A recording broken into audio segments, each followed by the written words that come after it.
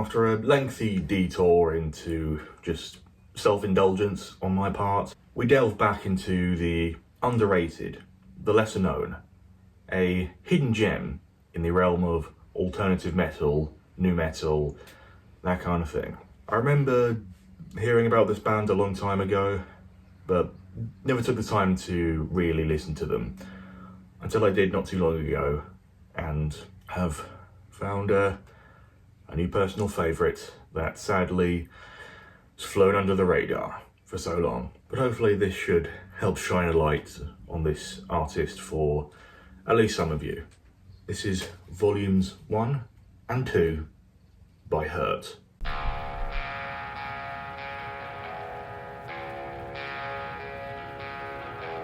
Hurt was a alternative and art rock and metal band formed in the year 2000.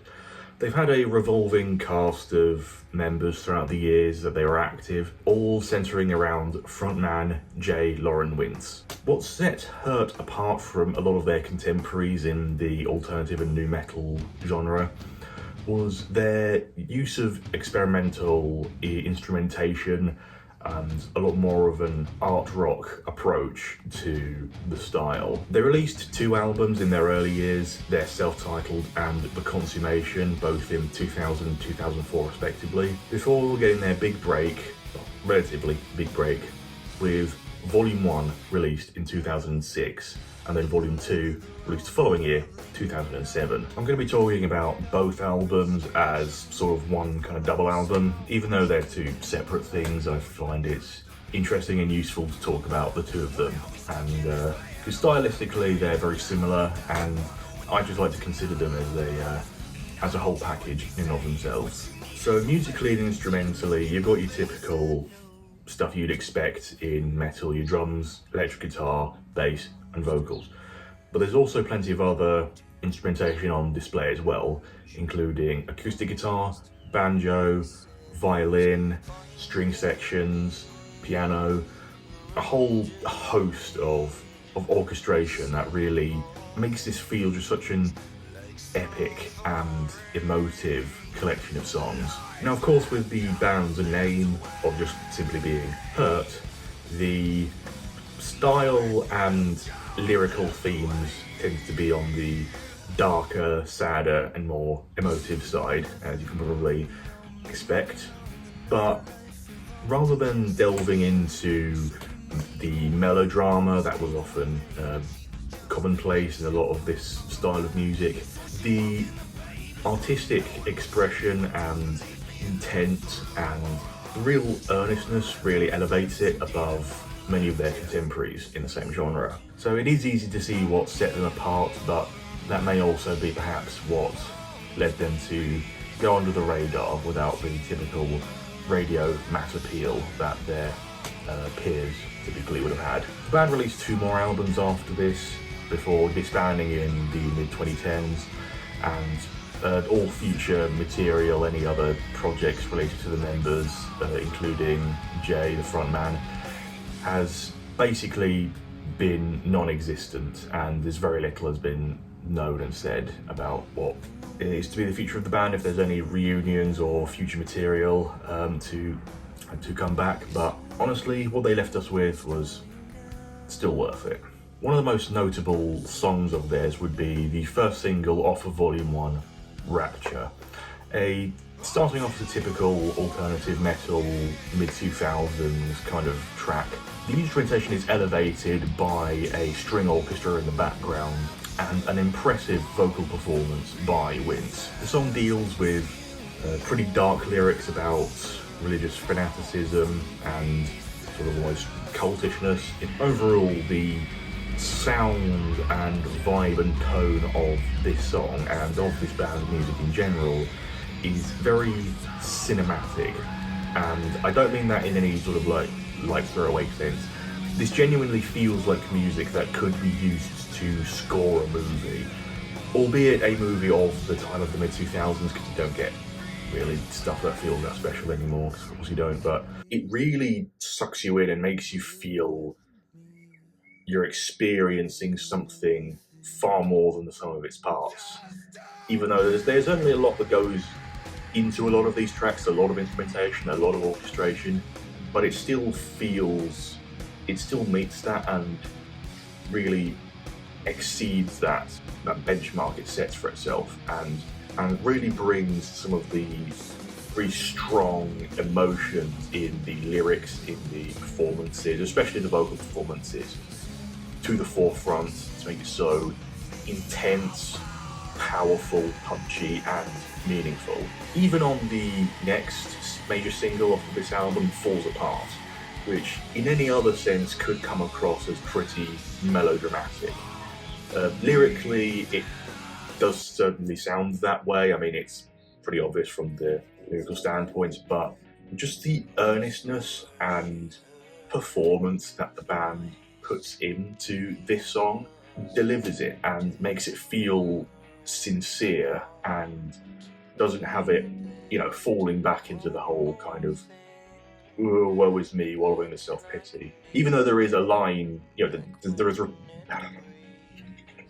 repeated line in this song of woe is me, it literally says that in the song, but it's almost in a very kind of sardonic, self-mocking way, rather than a legitimately, wallowing in one's self-pity kind of way. It is that kind of cynical, nihilistic feeling of there is nothing that can be done and everything just goes to shit. And of course the vibes and the instrumentation are carried on to the follow-up Volume 2, starting off with the 6-minute long opening track, Summer's Lost, starting off with this fade in of this softly plucked acoustic guitar that just builds into this anthemic, borderline symphonic rock track that laments the passing of time and the loss of the memories and the good times and that. And again, any other artist would have this song would be reduced to just melodramatic whining, but there is, again, the honestness, the sincereness that they are able to deliver the message and do it justice. And the song certainly does really embody the vibe of the time is passing and feeling like your best years are behind you. But that's not to say that the band can't do some more classic nu metal radio hits as well, with the track that follows that, 10 Ton Brick. It's probably their most well-known song, their most successful single, and I feel that as great of a song it is, it kind of almost doesn't quite do justice to the rest of the albums or the rest of their work, because it is a far more straightforward, alternative metal song, but still, a very good one at that. Now there is certainly the interplay of their instrumentation, such as when the first chorus comes in, the hard rock instrumentation cuts out and it's just soft acoustic guitar and Wid's going from his bellowing vocals that he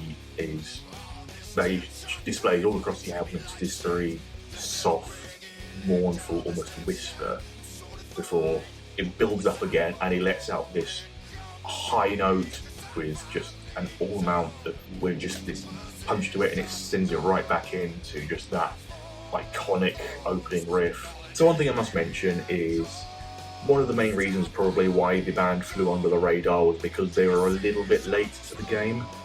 Both these albums were released in 2006 and 2007 respectively, and the alternative and nu metal styles that are on display were of course long past their prime at that point, at least in the mainstream. Nu metal was already starting to kind of fade out of it from around 2003 or so. So it's a bit of a, Johnny come lately situation, but which is a massive shame because this band is just so much more than just a typical nu metal, alternative metal copycat band at the time. There's so much more craft and artistic intent behind this that is so good at just building these atmospheres and having this unique sound and a fingerprint to their style and their music. They're not just another copycat band trying to chase chase trends. One track I also do want to mention is the one right after 10 Ton Brick. The last guitar chord gets hit and it rings out, and then the next track, Aftermath, sets in. So the fade out of that distorted guitar chord fades out, and the acoustic guitar comes in playing the chords from the chorus of 10 Ton Brick. Now, I've mentioned a couple of other songs that have brought a genuinely strong emotional response from me in these past album glazings. The ones that have actually genuinely nearly brought me to tears, and it takes a lot to do that, for a song to be able to do that. This is one of those songs. It's one of the few ones, like Black by Pearl Jam, Orestes by Perfect Circle, some other ones I can't quite remember at the time. But this one, when I first heard this one, I was not prepared emotionally. It was quite funny because I first heard this, I had it on my Spotify. I was actually waiting for a flight to come back home because I've been on holiday in Denmark. And yeah, being hit by that when you're in an airport full of people, just with my headphones on, just in my own space, and I needed to just sit down and just think in pure silence for just a while, because that hit me so hard. The part in particular is the third section. It's built into like 3 sections. So it starts off in just a following kind of quoting some of the melody lines from 10 Ton Brick, but putting them in this more somber instrumentation. It's just Jay Lauren and acoustic guitar and piano, and that's it. Maybe a little bit of like electric guitar, just as like a subtle melody line. That is it. The instrumentation is just so sparse, but the harmony, the melody choices, and I say even he sounds on the verge of tears at the end of this track. It's when it starts to build up towards the end, it's just this build-up of emotion, and then it just stops. It just cuts out. It reaches its peak, it's about to release, and then it just stops. I really cannot put into words how brutal that is. It is, you know, it's the musical version of Blue Balls, essentially, but it is that feeling of loss and unrequited love, in a way, losing something that you felt was so special. If there's any one song that of theirs I tell you to listen to, just put this one on and tell me it doesn't make you emotional, because if you don't, then you have no soul. I'm sorry. Well, that emotive power and expert use of instrumentation and orchestration and songwriting is prevalent across both of these albums. The beauty, the honesty, the atmosphere, the cinematic quality of the sound they're able to achieve, the dynamics, it all feeds into really something quite special that I think really needs more ears on it, more listens. I do hope that the rest of the band, all the members are, certainly doing well in their own times. It's a shame the band has been left as it is, but they've still left us with plenty of decent music, if not at least with these 2 amazing albums of theirs. And much like with the Atom Ship album that I reviewed early on my channel, again, I just hope that this brings attention to someone who is not familiar with this band, and hopefully they're a new favourite for you, as they are for me. So yeah, going a bit shorter on this one because my other ones have a tendency to ramble beyond imagination. Hopefully I can keep this one relatively concise. Anyway, genuinely give this band a listen. Start with probably, I'd say, the song Rapture is a good place to start. 10 Ton Brick's their most well-known one. You can give that a good listen as well if you like that one. and just see where it goes from there. The vibes, honestly, immaculate, and so that's that. So thank you all for watching. I will see you next week for the next video, hopefully, if I can get it recorded on time. I know I did miss a week last month, but we'll forget about that. Yeah. I'll see you next time.